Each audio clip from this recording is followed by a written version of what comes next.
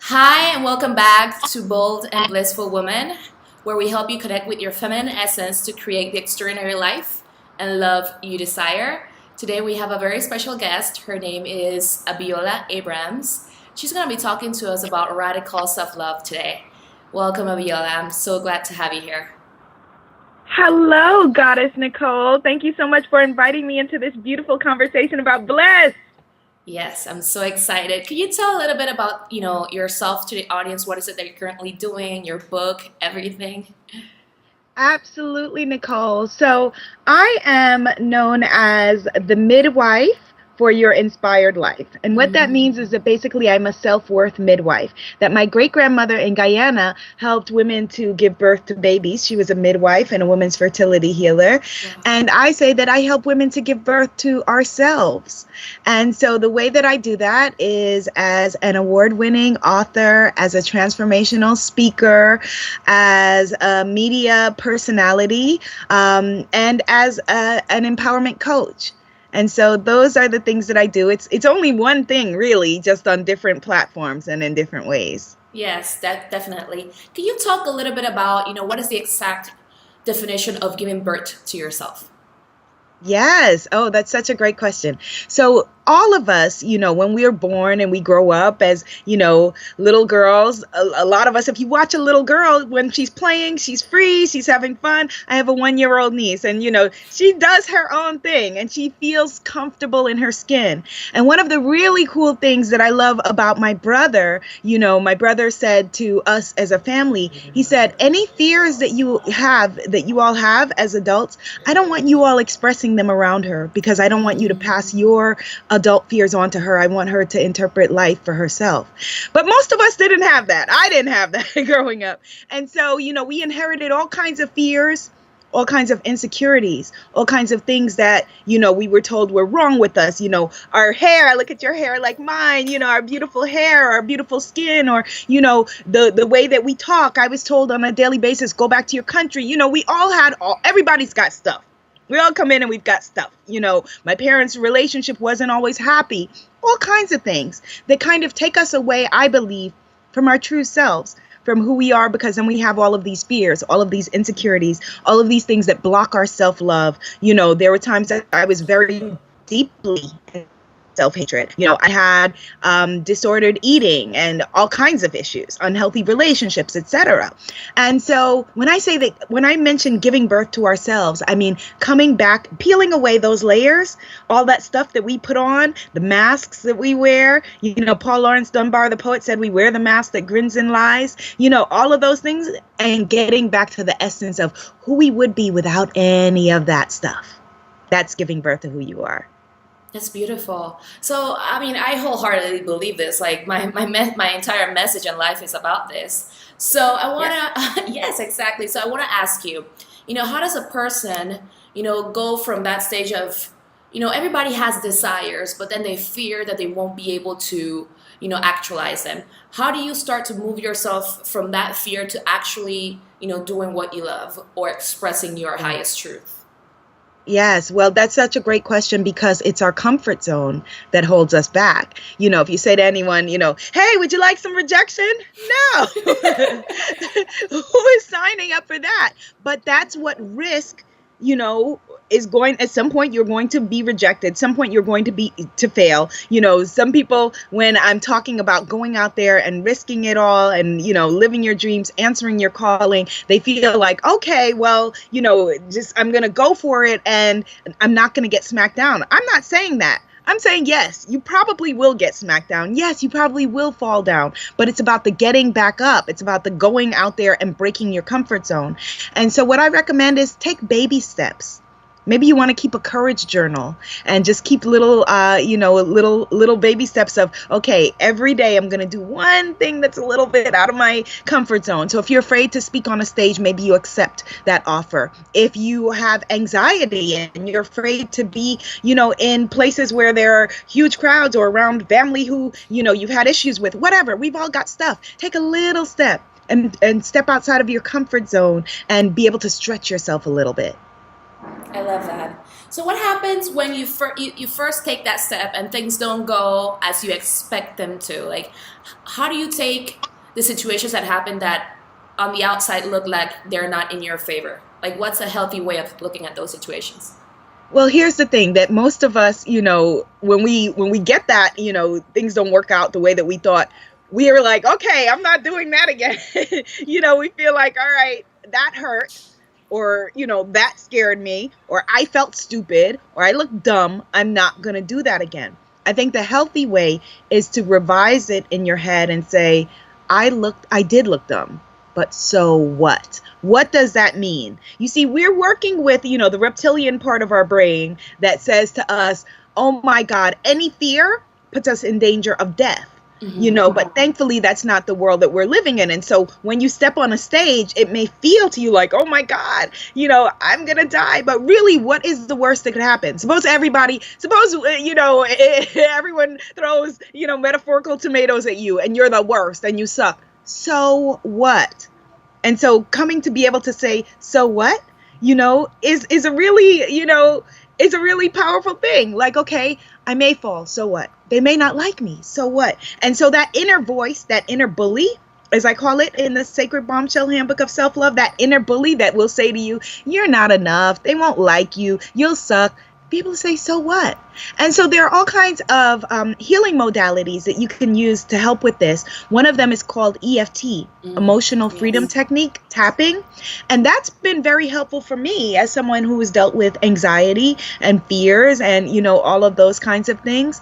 And so, people can check out my YouTube at Planet Abiola. I have some EFT videos there, or just Google, EFT and whatever your issue is, and videos will come up. And basically what it is for your audience who may not know, that just like there is acupuncture with needles, that this is acupressure, tapping on meridians on your body in a strategic way while repeating certain, scripts of what you're fearful of and what you're dealing with. And it really, really can be helpful. It is. It is. Truly. Like, that's the first way I started this whole coaching business. I had to do EFT like every morning and every night just to, clear away my fears. I think that came up that's for so me. Great. Yeah, it was really powerful for me, like in every sense of the word. I wanted to ask you, so, the whole world, is living under fear, every interaction you can really notice, that a lot of people are living under fear. So how do you start to own that voice of love inside of you, right? Like, what do you do when the entire world is telling you that you can't go after what you want? Yes. One of the things that we have to do first is turn down the negative voices. That if we keep being exposed on a daily basis, we're human beings and we're vulnerable. And so, if we keep being exposed to on a daily basis, say you have friends who are like, you want to do what? You want to coach? Like, that sounds stupid. Why would you do that? Those are not the people to be around. And so you've got to turn down your access to those kinds of people. That I say that, behaving in a self-loving way means that everything that you take in, from the energy to, the people you spend time with, to the food, all of those things, try to make the most self-loving choice you can in every moment. Another thing is watching the news. Oh my gosh, that for I would imagine your tribe that you attract is probably very much like my tribe, who tend to be highly sensitive people, highly empathetic people. For those of us, who are light workers, who are doing what you do and do what I do, that sometimes the boundaries can be hard for us because we care so much. Yes. And we're porous people, and so you may want to stop watching the news. If someone is watching this and you're feeling like, okay, those fearful voices are overwhelming you and you can't hear your own positive voice, stop watching the news. So turning down the negative people around you, just stop watching, the news. And people say, well, how will I know, what is going on? If something big enough is going on that you need to know about, people will tell you. People will tell you. Also, I had a client in one of my coaching programs. I have programs on, self-love and then self-launch, building your business, and then aligning yourself to manifest. And I had a client who said, I just keep being overwhelmed, Abiola, by all of these negative messages on my social media, on my Facebook, on my Twitter, all these negative people. I said, you're following them. Social media is not, you have to be following these people in order for you to be reading what they have. And so, you can control that. Instead of reading the general stream, read your own stream and just control the people that you follow. Unfollow them, whether it's in real life or in social media. Pick and choose. Go out today and follow 10 positive people. Go follow Nicole, follow me, follow other people who are doing what, bringing positivity into the world. And then you're starting to now create a positivity tribe around yourself that helps you to reinforce your own voice when you maybe are not feeling so strong. Also, in the books that you read, the things that you put into your life, this is why I created the African Goddess affirmation cards, because people need tools. We need tools to be able to reinforce. It's one thing to be like, oh, well, just love yourself. But most of us are like, how? And so that's why I've started to create tools, because we need tools. So get a great deck of affirmation cards. If not mine, somebody else's. There are thousands of them out there. Get something you resonate with, and every day pull a positive card for yourself. Create an air of positivity around your life. You know what? This, I have so many questions. Let me just go with the first one. Okay. Is there any way the voice of love or the voice of positivity can fail you in your journey?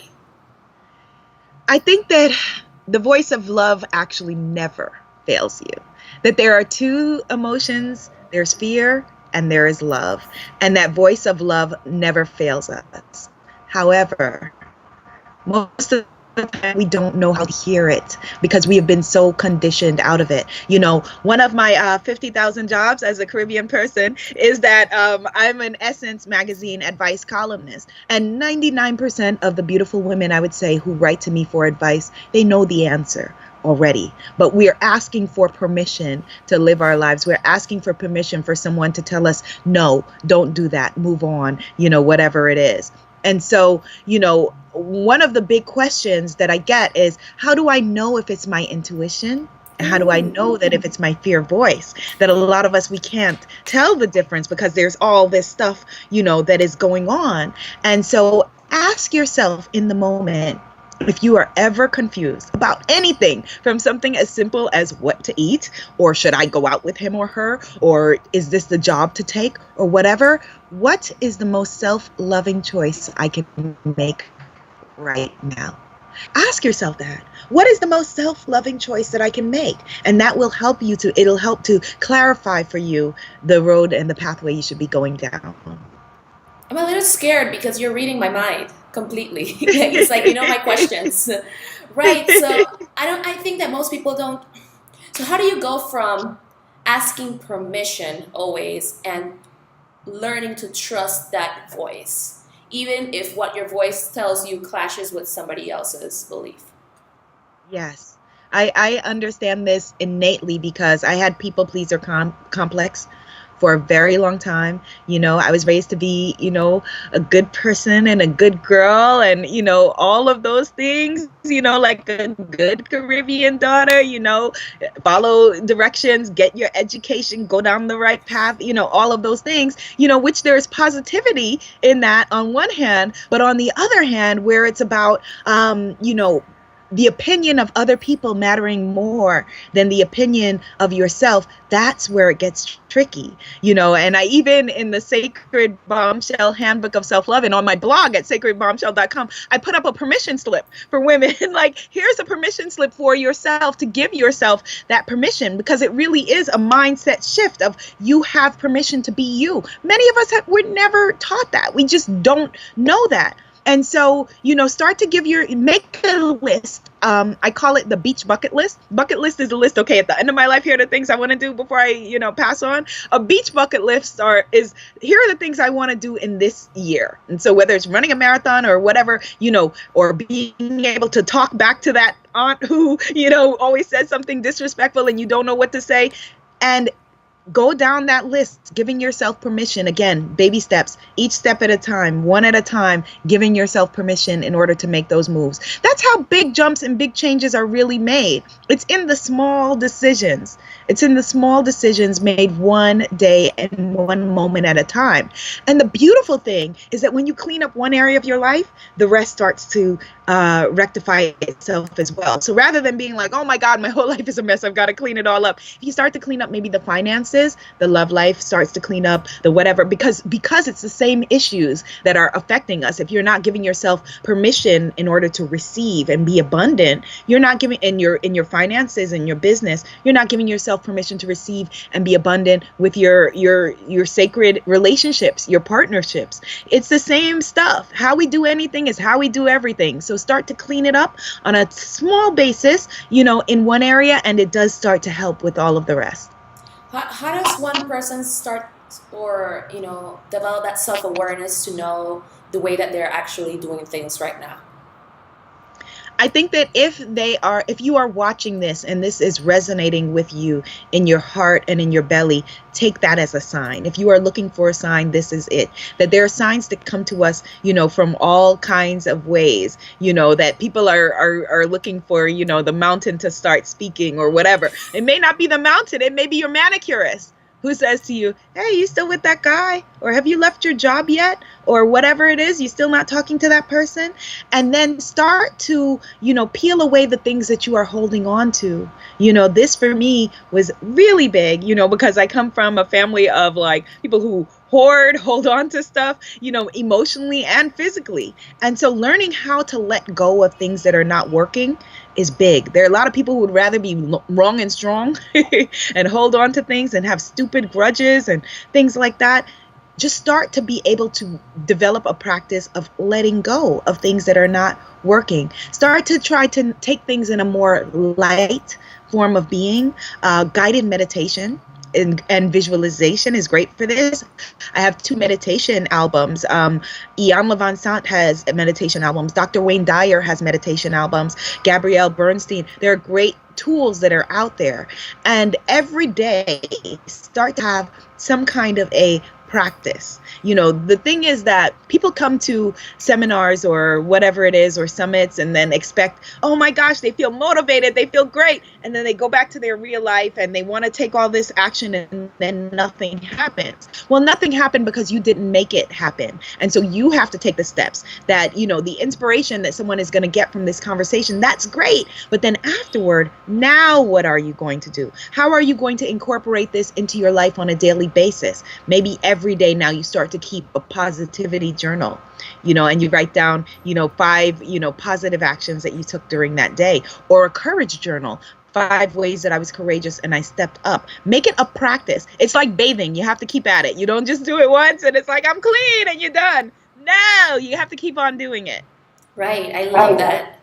I wanted to ask you, so when we believe other people's ideas about us, we might start to feel inadequate in several areas of our lives, right? We make ourselves wrong, like for our hair, for our body type, for our intelligence, etc., different things. What are 3 practices that a person can start to do to feel good about those areas where they themselves are, like, they're judging themselves? If there are if you're judging yourself, so 3 practices that you can do with dealing with self-judgment. Number 1 is going to be a bit controversial, but it's stop judging other people. A lot of times we are afraid of judgment because we're so judgmental. We know how we can rip apart other people, and we live in a karmic universe, and so stop putting that energy out there. Watch your own judgments. The world is a mirror. We get back what we put out, and so stop being so judgmental toward others, whether it's what other people eat or who they're dating or whatever it is. Stop it. Stop putting judgment out into the world. I would say that that's number 1. Number 2 is develop a mirror self-love practice. And what that means is that usually when we're looking in the mirror, especially for us as women, we're looking for what's wrong. We're like, okay, my hair or my skin. We're looking for things to fix. What is wrong? What is out of place? What do I need to adjust? Instead, try looking at yourself with loving eyes. Look at yourself and really, really look at yourself on a daily basis. in the mirror with loving eyes and speak love into your heart. Look into your own eyes and be like, how beautiful you are. I love you. You're safe. All is well. And speak those affirmations into your soul. And then the third thing that I would say in order to move out of, a feeling of judgment is to find a new tribe of positive people, whether it's an online tribe or go to meetup.com and find, some kind of a meetup or something of, positive people. That we are basically the summation of the 5 people we spend the most time with. And so, it may be time for you to what I call retribe yourself. You may need to retribe. You may have outgrown the people that are around you. It doesn't mean that you love them any less, but you may be growing outside of that. And so there's nothing wrong with, as adults, we often don't know how to make new friends, but just join some kind of a meetup group. If you are into yoga, start going to a yoga studio where people are maybe more friendly and more open, and just start to access yourself around, to give yourself access to a different kind of people and create a less judgmental universe around you. Oh, I love that. A less judgmental universe. I wanted to ask Yes. you something. This is something that you've mentioned a couple of times. Boundaries. How do you set boundaries with the people that mean the most to you? When you're following your desires, when they see you changing, because this is important, right? Yes. Boundaries are huge, and very, very challenging, especially when it comes to our primary relationships, like our parents and siblings, and what boundaries are is basically having your yeses be strong and real and resolute yeses, and your no's being strong and resolute and, adamant no's. And so you begin this by making a list of what I call tolerations. A toleration list is a list of everything that you are putting up with in your life that you're just not happy about. And so it can mean anything from like that broken drawer in the kitchen or whatever it is. But then as you start to make the list, if you make a list of 108 things, then you'll start to realize, okay, I'm tolerating, my cousin who always has something to say about my hair. Why don't I do my hair or whatever it is? Or, my mother who's saying to me, oh, well, are you still doing that? Or why didn't you, why aren't you working? Or whatever it is that you may be dealing with, or why are you, whatever it is. Everybody's got their different things. And so as you make a list of those tolerations, start to clean them up, by having conversations with people if you need to, by cutting off people if you need to. And for those of us who setting boundaries is really, a challenge. You may even, if you feel like you're growing and you have a best friend, or a friend group and you feel like, okay, I'm growing at a different pace than they are or whatever it is, or I'm going to do some things this year that are going to be different than I was taught. To even just because we're afraid of being loved, have a conversation with someone and be like, next year in 2016, I'm planning to surpass all of my goals. I'm planning to take things to another level, and I'm planning to step out of my comfort zone. I know this is going to sound like a crazy, stupid, ridiculous question, but will you still love me? Will you still care for me? Will you still be there for me? And just knowing then, having that security that, okay, these are my people, and even if they laugh or whatever, but chances are they'll be like, of course, I'm there for you, and those who aren't can move on. They don't get to share a space in your big, bright, shiny life. But being able to just say no when you mean no, and realizing that no is a complete sentence is very powerful. You don't have to explain. Why can't you come? Do you want to come to this or whatever? No, I can't make it. Story done. As we say in Guyana, story done. That's it. No, I can't make it. No, thank you. Thank you for thinking of me. Those are the greatest words on the planet. Thank you for thinking of me. But no, thank you. I know No, thank you. I know that a lot of women have this issue on thinking that they must explain themselves when they say no. Do you have anything to say about that? Yeah, we do. We feel like we have to explain ourselves, to apologize, to, basically apologize for our being, And I will just reiterate again that no is a complete sentence. There's nothing else, that you're required to say. And it's not about being nasty or whatever it is, or mean or anything like that. It's about honoring yourself and your own choices. Put your hand over your heart and, really honor honor who you are and give yourself the self-love and the soul care in order to be able to, to say, okay, I got you. If you won't love yourself unconditionally and take care of who you are, how can you expect someone else to? And so, yeah, so being able to just have those boundaries and say, no, no, no, no, that's not something that I'm interested in right now. But thank you for thinking of me. No, that's not, no, no, no, I don't want to do that. No, I don't like that. No, that's not for me, but you go ahead and have a great time. No, complete sentence, N-O. Beautiful. And the beautiful thing is that, look how no is the same word in so many languages. No. That's amazing. To end this interview, which I think was like amazing, why is it so important to have unconditional love and honoring of yourself in the process of going after your desires? Well, the way that the reason it's important to have unconditional love, and the way that we approach our lives is the way that we feel about ourselves is what will dictate everything. It'll dictate the relationships that you choose. It'll dictate where you choose to work and how you choose to be treated, within that. It'll dictate, the things that you eat, the way that you wear your hair, it really will dictate the way that you behave in your life. And so a lot of us, think that happiness is external, but happiness is an inside job. And it begins with you saying, I love you, meaning me, whoever you are. I love you enough to make you happy. I love myself enough to be there for myself. And so whatever that means for you, and I'm not saying that this is easy at all, because, we have X amount of years of, counter thinking to that. We have X amount of years to, ingrain programming. But any small change that we can make, it starts to color your world differently. And then you start to make decisions differently. People start to treat you accordingly, and your whole life opens up. I love that. Thank you so much for sharing. I want to thank you so much for this interview. I know that, there's a lot of information for all of the women out there to take in. I wholeheartedly agree. And I know as well that you have a gift for the audience. So if you could share a little bit about that gift, that would be great. Yes, and actually before we go, I'm going to pull one of my African goddess affirmation cards Please. For us. Please. Oh my God, I love this. Okay, so I'm going to shuffling the cards, and I pulled, oh, that's interesting. Oh, the goddess of movement. And the card, and look, she looks like you.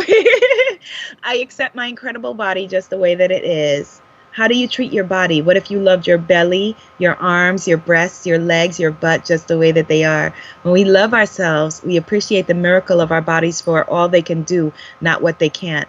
Dance into this thought with the celebratory energy of Ochumare, Yoruba goddess of rainbows. Yay! Okay, so yes, so the gift that I have for your tribe, Nicole, is a sacred self-worth kit. That my mission is to help everyone to be able to step into their greatness, to be able to create their dream life and dream business, whatever that means for you, in your mind, your body, your spirit, and in your lifestyle. And so this sacred self-love kit, it's a digital kit. If you go to ownyourbombshell.com, you can find the kit there, ownyourbombshell.com. And I wish you all the bliss in the world. This has been an incredible conversation. Thank you for having me. So glad to have you. So everyone, you know it already, ownyourbombshell.com. That's going to be an amazing gift for you. I mean, I truly believe that the biggest gift that you can ever give to yourself is to believe in yourself no matter what. Own your voice. Own that voice of love inside of you and follow it no matter what. So thank you so much once again for this interview, and I'll be talking with everybody really soon. Take care.